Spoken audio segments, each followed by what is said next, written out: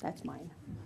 I'd like to just supplement that to say that you all remember Congressman Ralph Regula, and he was a great believer in civil discourse and bipartisanship.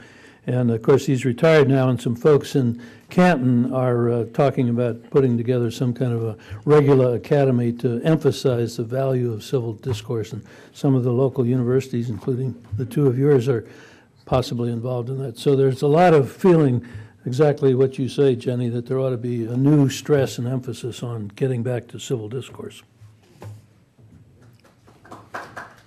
Art? Oh, go ahead, Art. I should point out, Nancy, thanks for your question, that the classic rule of the regular at the City Club is to come every week no matter what, because the ones you think are going to be lousy are great, and sometimes the other way around. But my favorite recommended speaker is Mike Krotinger. All due respect to Mike, I have two speakers that I would love to hear because I'd like to see them in person, and that would be Alan Dershowitz and Tom Friedman. Friedman. Oh, yes. Everyone's hero. You get to work on that, Jim. I'm always interested in asking people of your stature and all that you've brought to the community, who had the greatest impact on your respective lives, or who to you was the most significant person you ever met and interacted with? Who you ever met with? Well, I'd have to start, Bruce, with saying the biggest impact in my life was definitely my parents. I mean, first and foremost, you know, the establishment of the values and of how to work hard, do your best always, strive to be excellent, and that was something to be proud of. And after that, I would say, interesting enough, a teacher, because my whole career path back in the 40s when I was in school, as a high school kid, you were either going to be a teacher or you were going to be a nurse.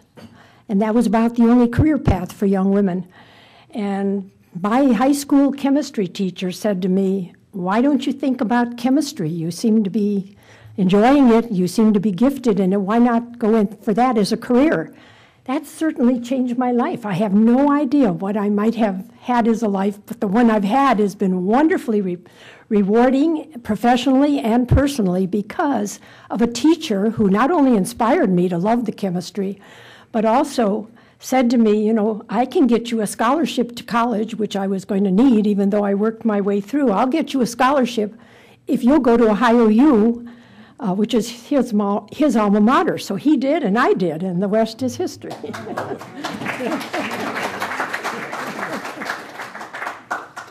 It's very difficult to speak for Mike on this one, but I'm guessing it's a professor at Columbia University Law School going back to the 30s, and it might have been Adolph Burley, who presented a view of the corporation and its position in society that was quite at contrast with what others were saying at the time. As for me, I met Eleanor Roosevelt when I was in high school and had lunch next to her in the school cafeteria. Oh. Impressive. Yes. Like Jenny, I would have to say my parents, and particularly my father. Frankly, if I could be half as good a lawyer and a person as my father was, I would consider it a tremendous achievement. Kind of in number two, I would select a City Club member, Peter DeLeon, who is known to many of you. If it weren't for Peter, I would have never gotten into the field of arbitration, which I have enjoyed tremendously these last 20 years or so.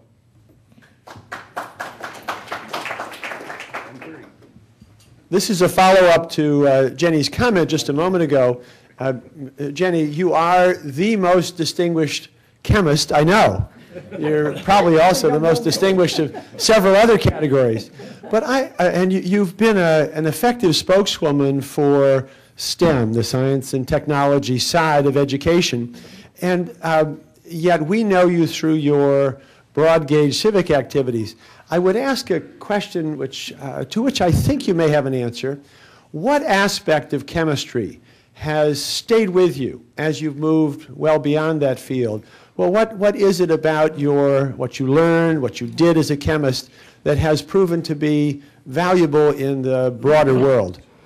Well, I'd have to say, Rick, without even hesitation, it's the magic and the wonder of all of chemistry, of just understanding the world around you. I have never lost my curiosity. I continue every day to be not only amazed, but also very grateful for the beautiful things in nature, for the wonderful people I meet. All of this is part of biology, chemistry, the world, the environment. I mean, it's just an appreciation of life, because chemistry is the basic science. Everything depends on chemistry. Our bodies work because of the chemistry in the body. And so all of these things allow you to keep, and maybe that's why I'm always so optimistic, because to me everything is wonderful. It truly is. And I think if we work, we can make everything, solve our problems and make everything else work, because I'm always looking at that creative side.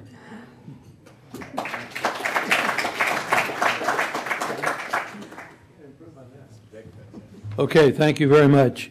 Today at the City Club of Cleveland, we have honored the wonderful civic contributions of three really outstanding members of the City Club, Myron Krotinger, Bob Lustig, and Jeanette Grasselli Brown. If you enjoyed the program today and you're not a member, please join us. Most of you are members. We hope each of you will identify some friend of yours that you would like to nominate to become a member. We want to thank our three inductors. Those are great introductions and made the program especially enjoyable. We want to thank you, ladies and gentlemen. Thanks to the Hall of Fame inductees. This forum is now adjourned.